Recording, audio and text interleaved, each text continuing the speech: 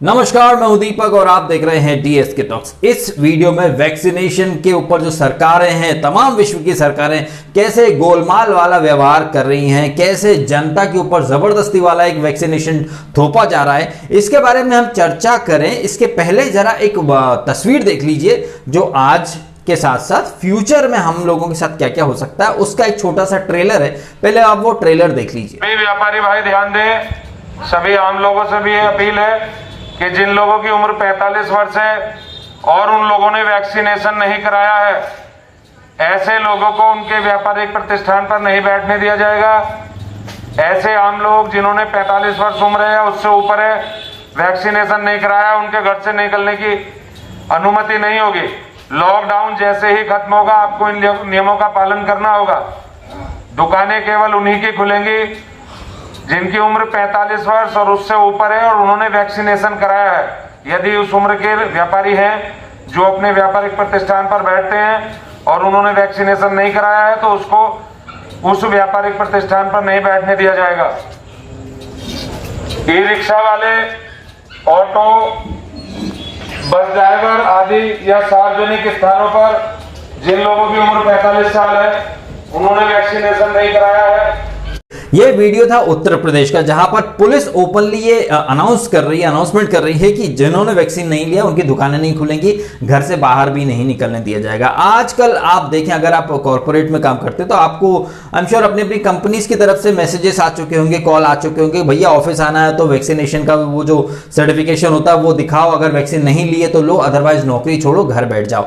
तो ये जो जबरदस्ती वाला वैक्सीनेशन है, मतलब उस इंसान को भी वैक्सीन लेनी पड़ेगी जो नहीं लेना चाहता। देखिए, वैक्सीन तो खैर सबको लेनी ही चाहिए और मैं तो खुद इसके समर्थन में हूं कि हाँ वैक्सीन लो, लेकिन क्या आप वो वैक्सीन लोगे जो आपका दिल गवारा नहीं कर रहा? क्या आपको वो वैक्सीन लेनी चाहिए जिसे दुनिया के काफी सारे देश वैक्सीन मानने से ही इनकार कर देते हैं, जैसे कि कोविशील्ड? उसे तो बहुत सारे कंट्रीज ने बैन कर रखा है। खुद यूरोपियन यूनियन इसे कोविशील्ड को वैक्सीन नहीं मानती है। इन्होंने तो अपने जो पासपोर्ट, कोविड पासपोर्ट है, उससे भी इसको बाहर कर दिया है। जाहिर तौर पर सरकार डिप्लोमेसी वगैरह कुछ ऐसे करेगी कि भाई कोविशील्ड जो, क्योंकि हमारे देश में आप विडंबना देखिए कि मेरा दिल गवारा कर रहा है कि मैं कोवैक्सीन लूं क्योंकि उसकी एफिशिएंसी ज्यादा, क्योंकि हमारे देश के जो प्रधानमंत्री मोदी जी, उन्होंने कोविशील्ड नहीं लिए, उन्होंने कोवैक्सीन के दोनों डोज लिए हैं। लेकिन हमें कोवैक्सीन ढूंढने से नहीं मिल रही है। मजबूरी का नाम महात्मा गांधी कहा जाता था, लेकिन आजकल मजबूरी का नाम कोविशील्ड है। आपका दिल गवारा करे ना करे, आपकी इच्छा हो ना हो, कोविशील्ड की एफिशिएंसी सही हो ना हो, कोविशील्ड को बाकी तमाम दुनिया के लोगों ने बैन कर रखा हो या ना कर रखा हो, लेकिन आजकल अवेलेबल वही है। और ये मेरी किस्मत है कि फूटी किस्मत है कि बदकिस्मत कि मेरे साथ साथ बहुत सारे लोग कि हर जगह सिर्फ कोविशील्ड ही अवेलेबल है, कोवैक्सीन ढूंढने से भी नहीं मिल रही है और स्पुतनिक अभी बहुत जगह है ही नहीं। अब क्या ये जो जबरदस्ती की वैक्सीनेशन जो की जा रही है, क्या इससे कोरोना वाकई में रुकता है?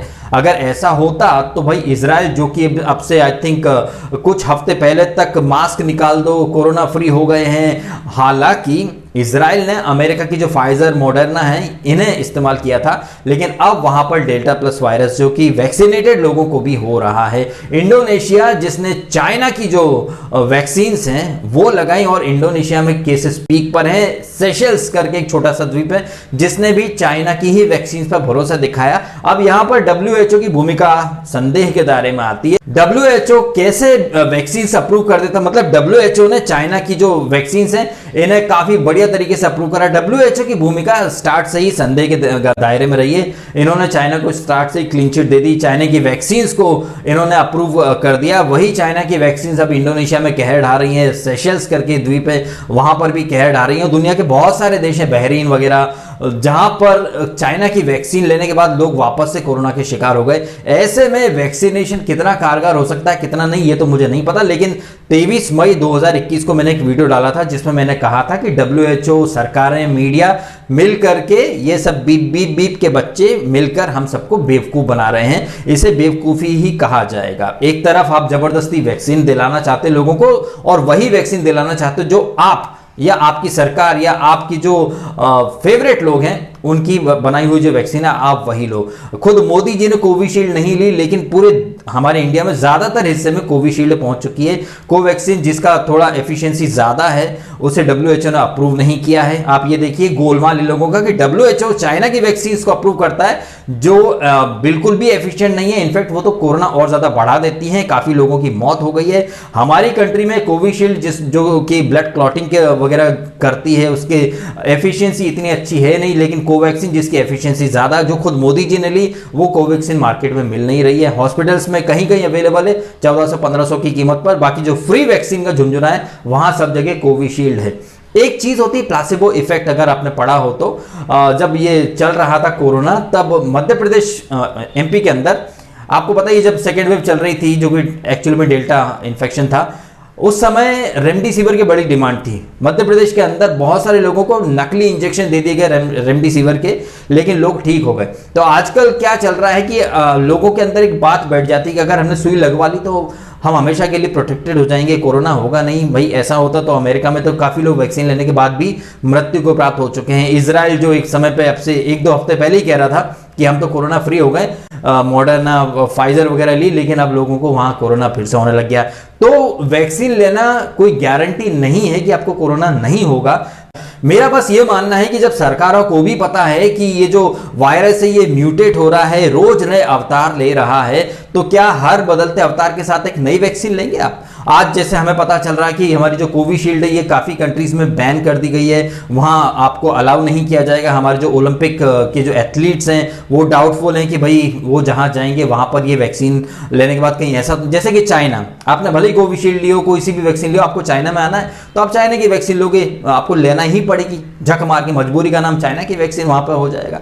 इन शॉर्ट कहने का मेरा मतलब बस यही है कि जब हर देश अपनी अपनी वैक्सीन थोपना चाहता है तो हम कैसे मान लें कि ये जो डब्ल्यूएचओ जो अप्रूवल देता है, डब्ल्यूएचओ की बात बिल्कुल सही। जब एक तो डब्ल्यूएचओ जो कि सारी चीजें अप्रूव करता है, अगर डब्ल्यूएचओ ने अप्रूव कर दी है कोविशील्ड तो फिर यूरोप की जो यूनियन है वो क्यों नहीं अप्रूव कर रही है? और डब्ल्यूएचओ की अप्रूव की हुई वैक्सीन अगर इतनी कारगर है जो कि चाइना की जो वैक्सीन हैं, आई थिंक वो चाइनीज वैक्सीन का नाम कुछ सिनोफार्म करके ऐसा कुछ नाम है, जिसे डब्ल्यूएचओ ने तुरंत अप्रूव कर दिया, लेकिन उसकी कोई एफिशिएंसी या कुछ वो असर नहीं है जैसा कि डब्ल्यूएचओ बोलता है। आप जैसा कि मैंने कहा कि इंडोनेशिया से लेकर सेशल्स, इन लोगों ने चाइना की वैक्सीन पर भरोसा किया और वहां पर वापस से केसेस बढ़ चुके हैं। तो एक ऐसा दौर जहां पर आपको क्लियरली दिख रहा है कि वैक्सीन लेने के बावजूद लोग कोरोना पॉजिटिव हो रहे हैं, लोग हॉस्पिटल्स तक जा रहे हैं, ऐसे में ये जो मीडिया, सरकारें और ये जो डब्ल्यूएचओ है, ये सारे के सारे मिलकर के एक वैक्सीन पॉलिटिक्स,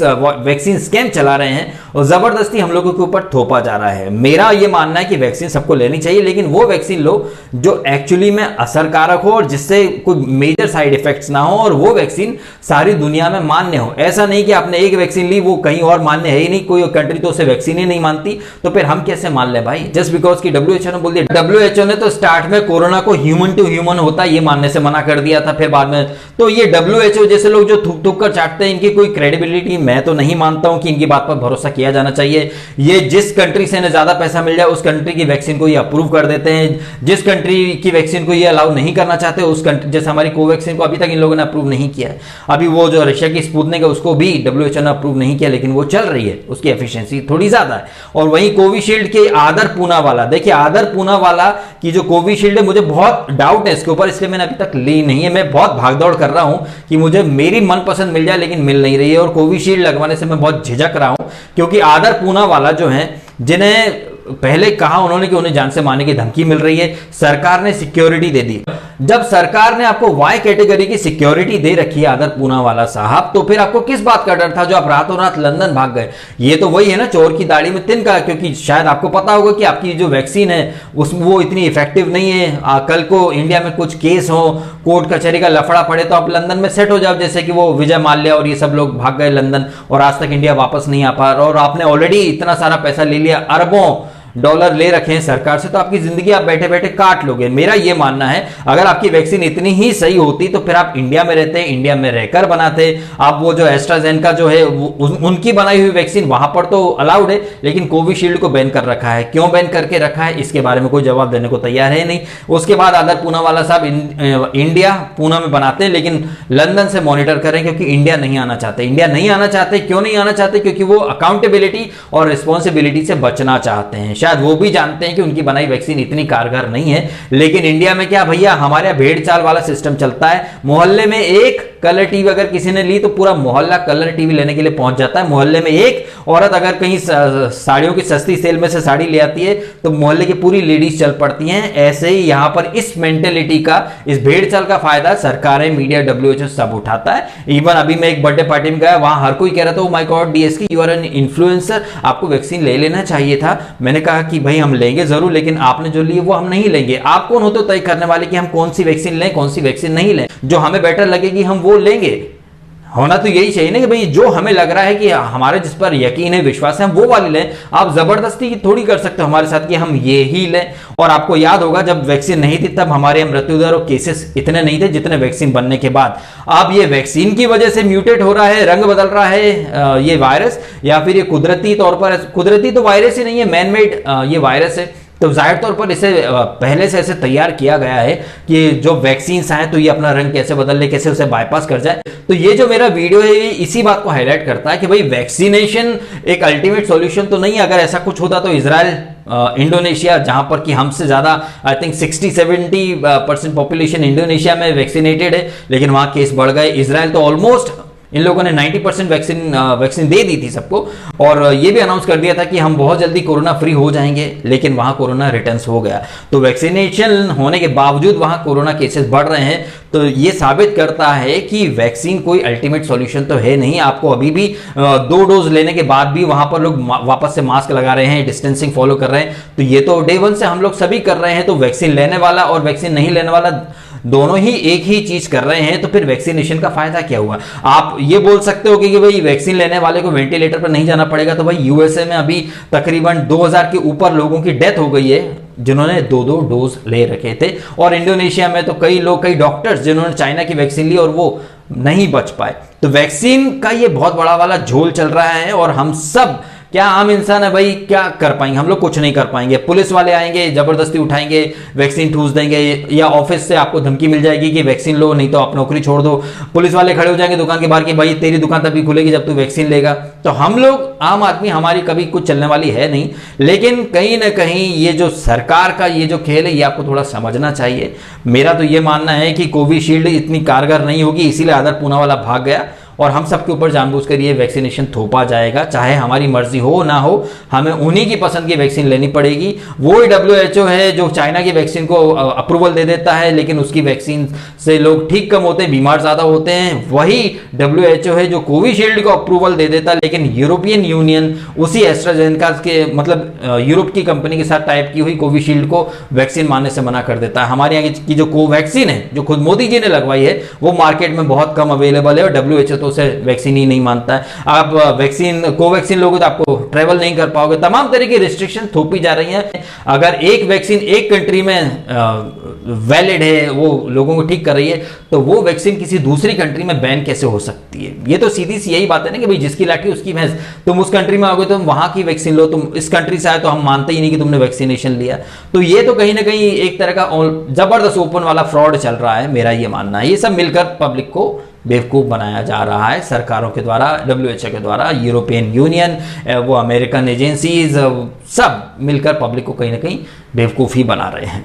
आपका क्या मानना है कमेंट अवश्य करें, और वीडियो अगर आपको अच्छा लगा हो तो लाइक करना, कमेंट करना, शेयर करना और सब्सक्राइब करना DSK टॉक्स। अगर आपने नहीं किया तो आपने समय निकाला, वीडियो देखा, आपका बहुत बहुत धन्यवाद।